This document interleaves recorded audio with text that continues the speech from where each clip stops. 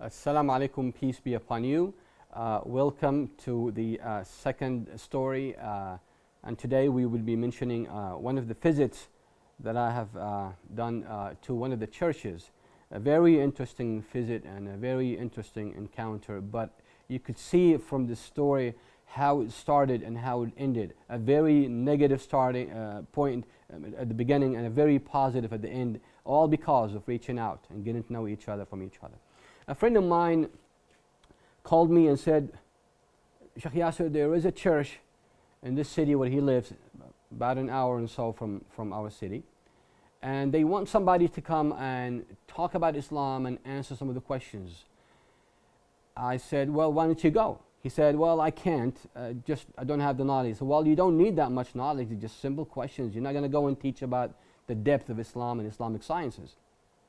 He said, no, I can't. I said, okay, fine, I'll go, but when do they need me to go? He said, tomorrow. I said, tomorrow?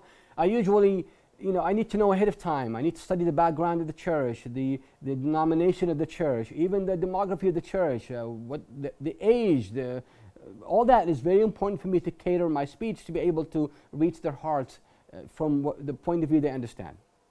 Anyway, I decided to go. I had a small car that I've drove all over the United States with it, and I actually named it Aziza. Aziza means my dear one. So next day I took off and I drove to the city. When I got there, a lot of cars. I got inside the church, a big church with a lot of people sitting, and I was very happy to see that many people, to be honest with you. It's a chance for me to reach out to as many as I can.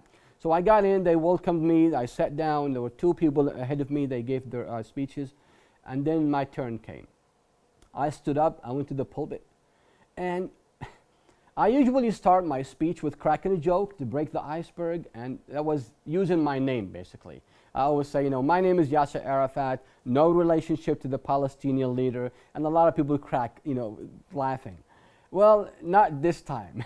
As soon as I said so, none of them laughed. I said, uh-oh, that's not a friendly environment. That very, it looks like a hostile environment. But with time, we learned how to cope with such, incidents and how to switch things from negative to positive by understanding that these people, they don't know us. They've heard so much, they've seen so much negativeness, and they have developed in their mind all these misnomers and distortions and preconceived notions from what they have seen. And to be honest with you, it's not just them to blame, we as Muslims to be blamed as well, because we haven't done enough work to reach out and teach them what Islam is, and that these kind of acts that are done by individuals do not represent the true message of Islam.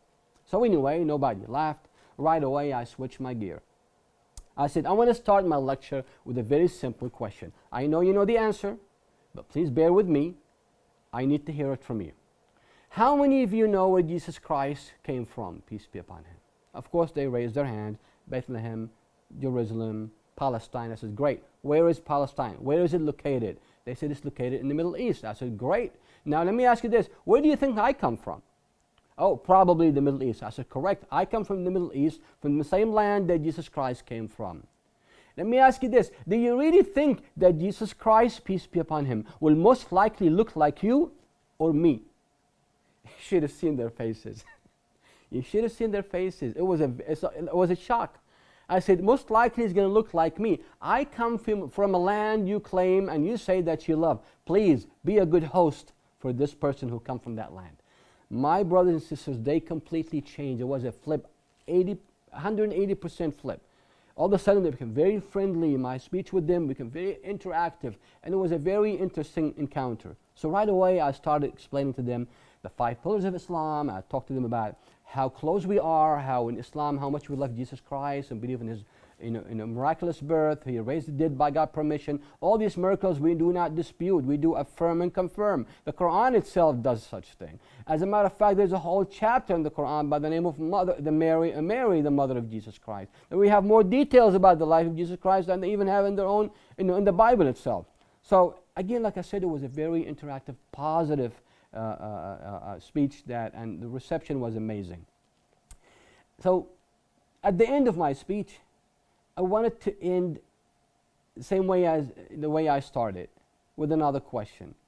And I came to them, approaching them, I said, look, I know with those preconceived notions and misunderstandings and distortions, and there are a lot of people. A lot of you do not know, better, and we end up being accused that the Muslims and the Arabs hate America, hate Americans, hate freedom. I mean, come on, give me a break. Who hates freedom?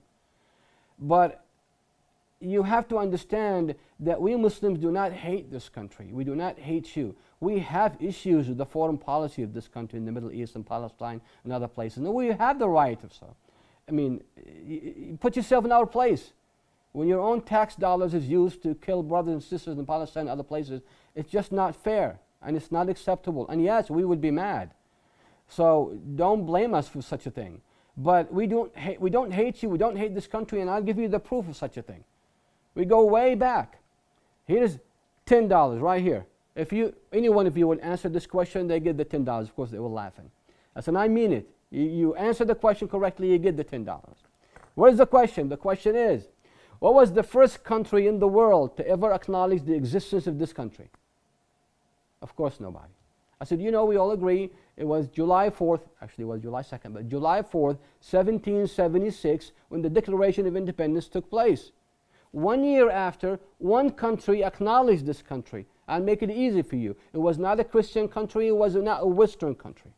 Of course, nobody was able to. So do you give up? They said, we give up. I said, here's the answer. It was Morocco, under the reign of Sultan Muhammad III. It was in August of 1777, only 1 year after the Declaration of Independence. It was a Muslim Arab nation that acknowledged the existence of this great country. We don't hate you. We don't hate this country. I am an American. I love this place. I was raised here.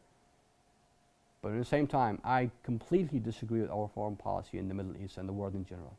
So my brothers, my sisters, my friends, I appreciate you inviting me here. It shows so much courage, and I hope and pray that we will see each other another time. That was the end of the speech, and then I stepped down from the pulpit. They were standing in line, and they were shaking my hands. The men would come and shake the hands, and I would give them a hug. But when the women came, they wanted to give a hug. We don't give hugs to women.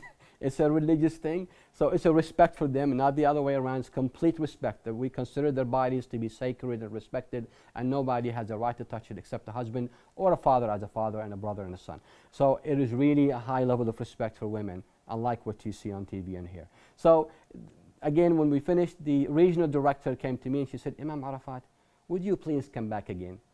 I mean, I was so happy and so thrilled. I came into this church and they didn't even laugh from a joke that I cracked. And by the time I left, they were hugging me and asking me to come back. That is the power of building bridges. That's the power of reaching out. Let's do more of that. I hope to see you next story. God bless you and take care.